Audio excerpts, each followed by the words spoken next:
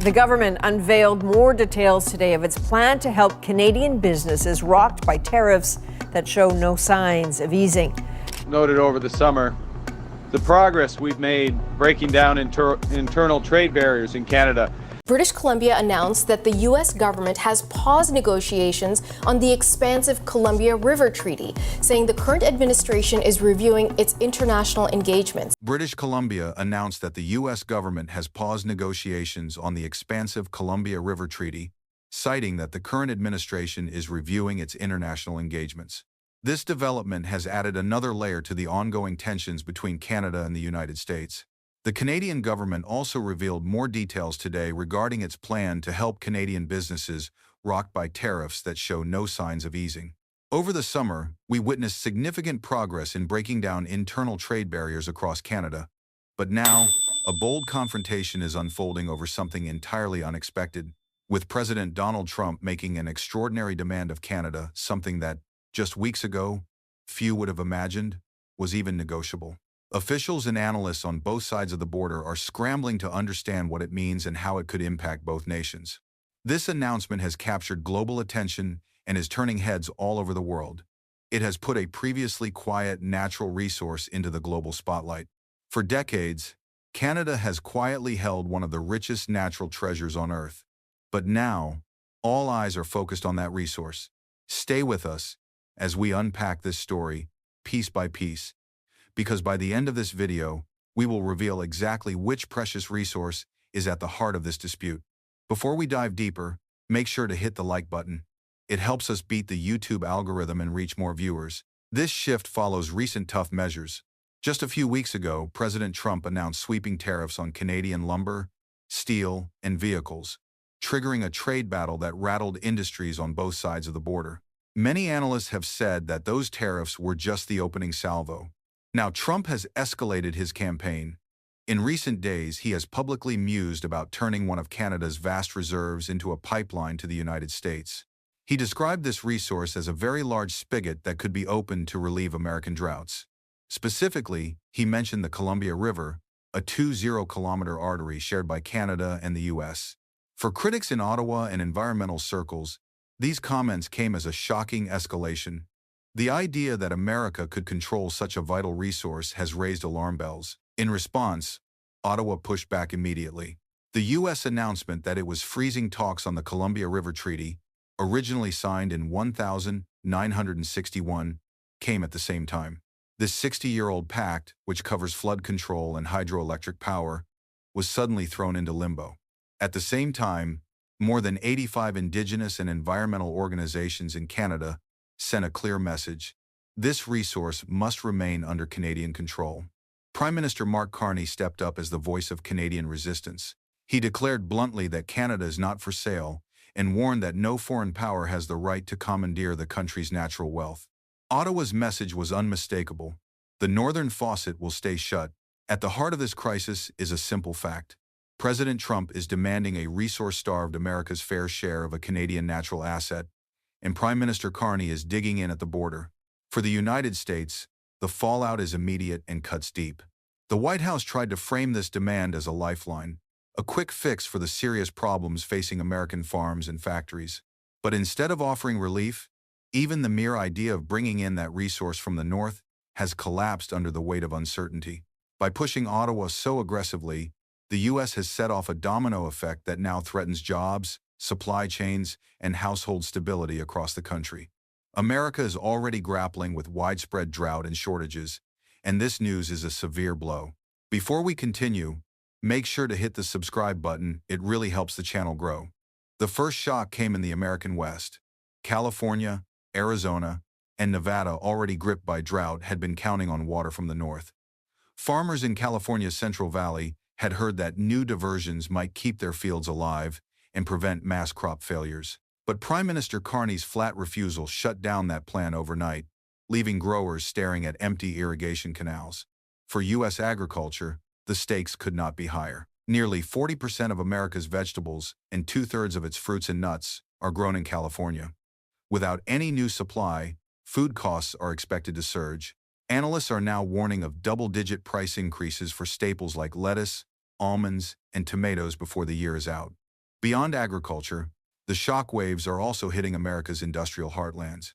President Trump had singled out this resource not just for farms, but also for factories and tech plants that need vast supplies. Computer chip fabrication plants in Arizona, water-intensive manufacturing lines in the Midwest, and even hydroelectric facilities in the Pacific Northwest all depend on reliable flows. Now, these industries are warning of cutbacks. Analysts note that a single modern semiconductor plant can consume up to 10 million gallons of water a day, and without any promise of new supplies, some plants are already cutting shifts and warning of production delays. The American workers who operate these facilities are bracing for layoffs. Energy companies are also feeling the crunch. In the Pacific Northwest, hydroelectric utilities had planned to count on Canadian river flows during summer heat waves. But with those flows suddenly off the table, U.S. utilities are falling back on coal and natural gas to keep the lights on. That shift is already driving up consumer power bills, and environmentalists are worried. Failing to secure Canadian imports has forced America to rely on more expensive and dirtier energy sources, at least in the short term. Each region that had counted on imported water is now facing tough trade-offs between supply and demand. For now, Americans are feeling the pinch in their wallets. Politically, the fallout has been explosive. President Trump tried to frame his demand as a matter of national strength, insisting that the United States should never be weak or beholden to neighbors. But the optics are devastating. Critics in Washington from both parties are calling it an overreach. Even some of Trump's own allies and leaders from border states are questioning the wisdom of quarreling with a close neighbor over this vital asset. Leaders from Detroit to Seattle have publicly questioned this approach. Meanwhile, in the Midwest, the reaction has been visceral. 40 million Americans rely on the Great Lakes for their drinking water under a long-standing water quality agreement with Canada. The president's earlier talk of tearing up that pact had already sent shockwaves from Chicago to Buffalo. Now, any hint that the lakes could be politicized has communities bracing for uncertainty. It's a stark reminder that even this massive shared freshwater reservoir could become part of the conflict. Wall Street has taken notice as well. Water security is now being treated as a risk factor for U.S. industries.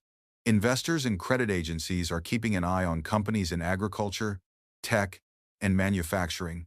Businesses that rely on high-volume, low-cost water are now considered vulnerable. Already, some agricultural stock indexes have dipped due to the uncertainty, and analysts are warning that tech and manufacturing shares could be next. In short, market volatility is up. For everyday consumers, that translates into higher prices across the board. Every dry canal, strained reservoir, and unpaid tap is starting to show up in costs for groceries, cars, and electricity. Meanwhile, in Ottawa, the message has been consistent. Prime Minister Mark Carney has remained steadfast, making it clear that Canada will not budge on this issue.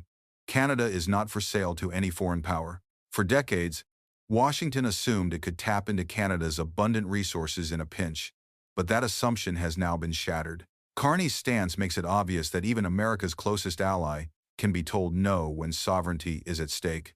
Many Canadians are rallying behind this message.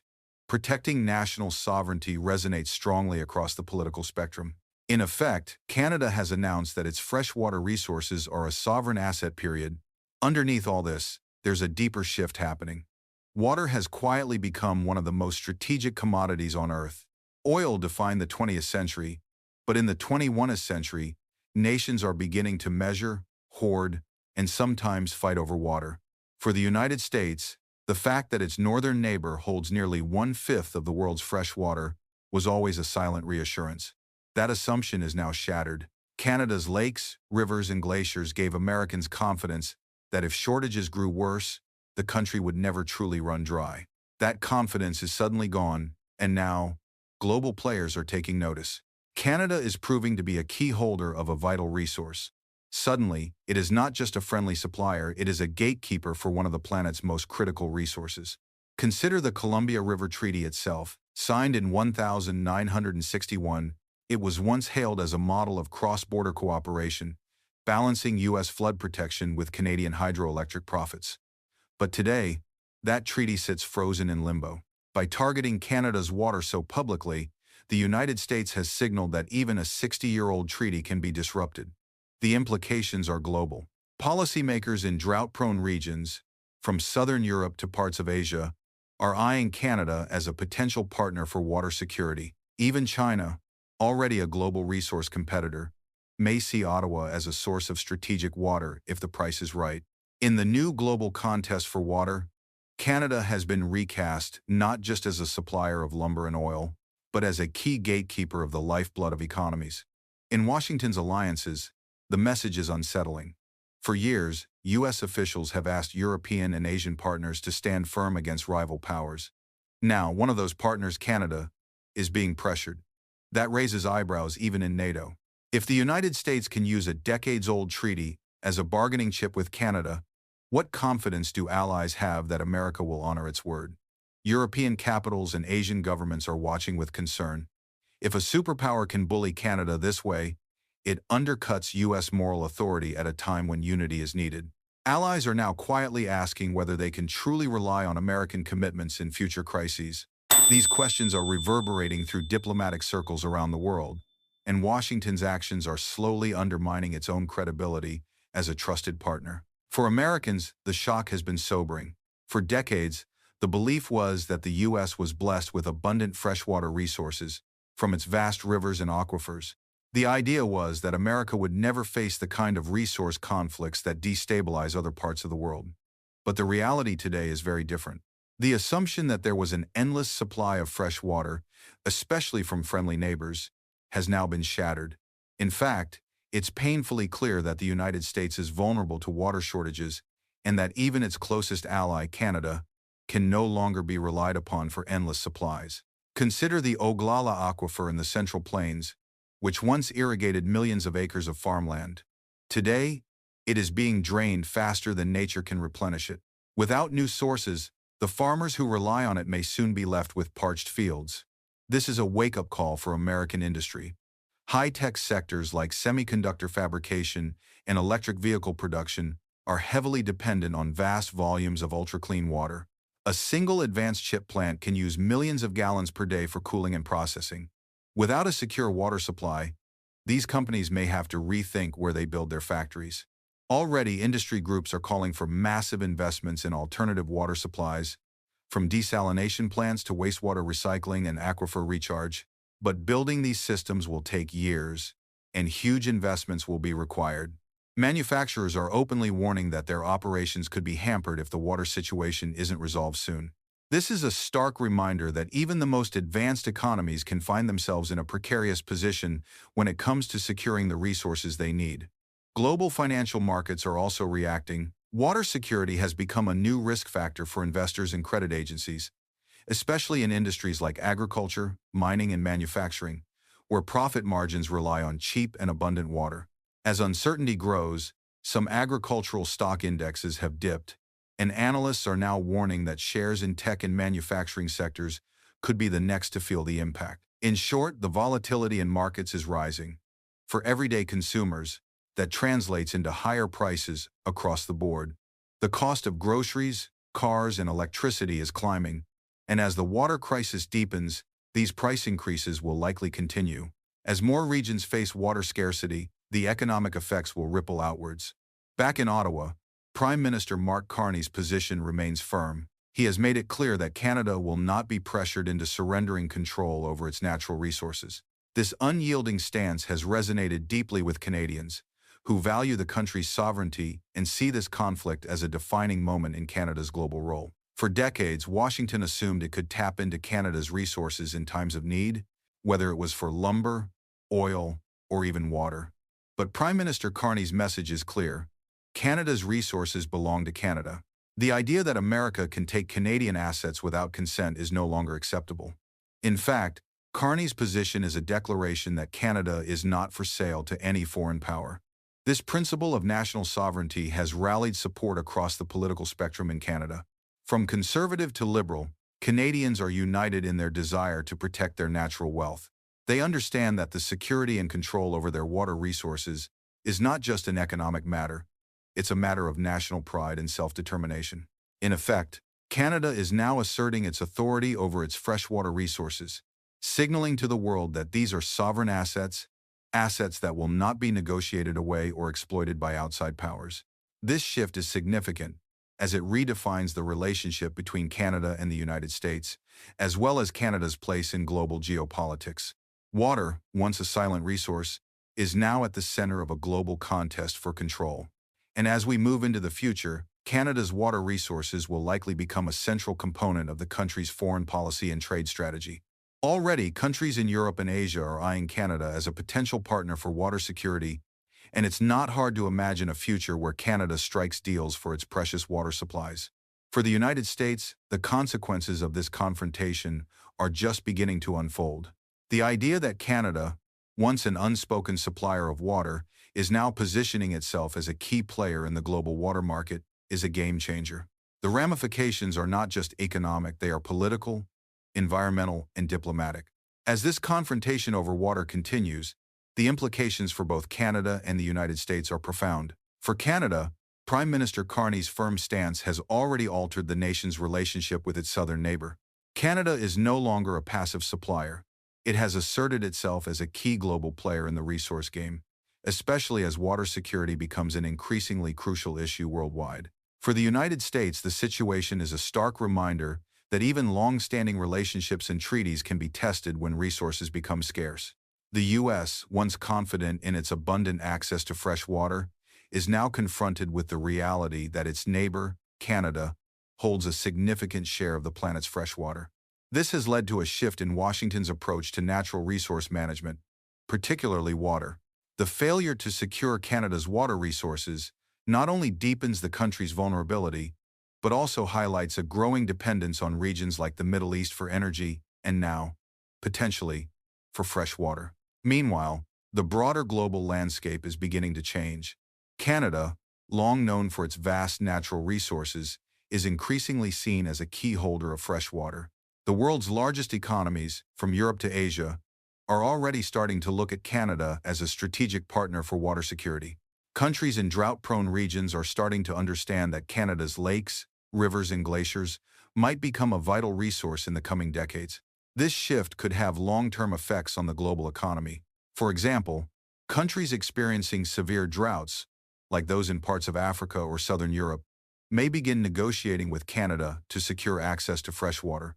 Even in Asia, where water scarcity is becoming a serious issue, governments may view Canada's resources as an essential part of their strategic planning.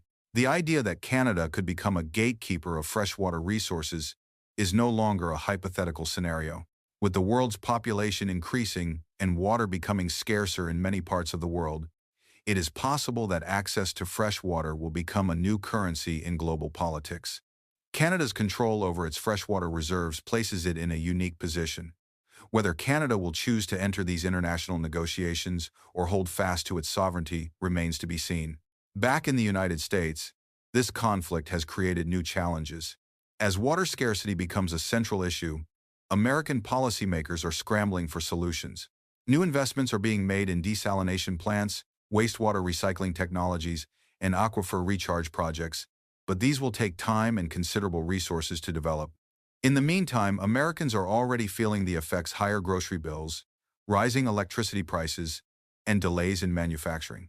The possibility of future droughts and the uncertainty surrounding water security in the U.S. has prompted a rethinking of domestic resource management. Farmers and industrial workers in the U.S. are bracing for the long-term effects. Without access to Canadian water, they must find new ways to conserve and manage their limited resources. However, experts agree that even with aggressive conservation efforts, the U.S. will face continued struggles to secure the water it needs for agricultural and industrial purposes. One of the more ironic outcomes of this situation is the impact it could have on America's green energy transition. By failing to secure water from Canada, the U.S. is now being forced to rely more heavily on coal and natural gas to meet energy demands. This shift is likely to drive up carbon emissions, delaying the progress the country has made in transitioning to renewable energy. Climate advocates are voicing concern that the water crisis could undermine the U.S.'s ability to meet its climate goals, at least in the short term. As the conflict continues, many are wondering if it will escalate further. Will the U.S. try to impose more tariffs or apply additional pressure on Canada, or will it back down and seek a negotiated settlement? In either case, there is little doubt that this situation is far from over, and the consequences for both countries will continue to unfold. In Canada, there is strong public support for Prime Minister Carney's position. Canadians have rallied behind his refusal to allow foreign powers to control their water resources. This issue has united the country, with support coming from across the political spectrum. It has also highlighted the importance of national sovereignty. For many Canadians, this crisis has become a symbol of their right to protect their natural wealth, and they are determined not to let it be taken away. For the U.S., the stakes are equally high. The failure to secure Canadian water resources could lead to significant economic and political consequences. Voters in agricultural and manufacturing states like Iowa, Michigan, and California are already feeling the effects of rising food prices and factory shutdowns. If this crisis continues, it could become a major issue in the next election cycle.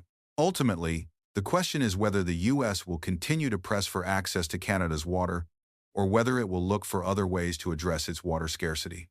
If the conflict persists, it could become a defining issue in North American relations, reshaping the future of trade, diplomacy, and resource management. As the global population continues to grow and climate change exacerbates water shortages, it's likely that other nations will face similar resource-based confrontations. The Canada-US conflict over water may be just the beginning of a larger trend of nations competing for access to fresh water. In this new world, those countries with abundant freshwater resources like Canada will hold increasing power and influence on the global stage. For Canada, this moment represents a turning point. The country's refusal to let its water be commodified or controlled by outside forces sends a strong message to the world.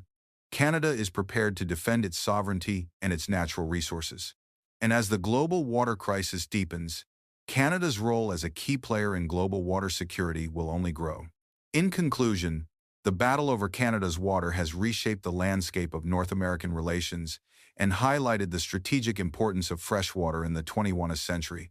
For the United States, the crisis is a stark reminder of its vulnerability in a world where natural resources are becoming increasingly scarce. Whether this conflict will escalate further or find resolution remains uncertain, but one thing is clear: the dynamics between Canada and the U.S. and the world's approach to water have been irrevocably altered. The decisions made in the coming months will shape the future of both countries, and the world is watching.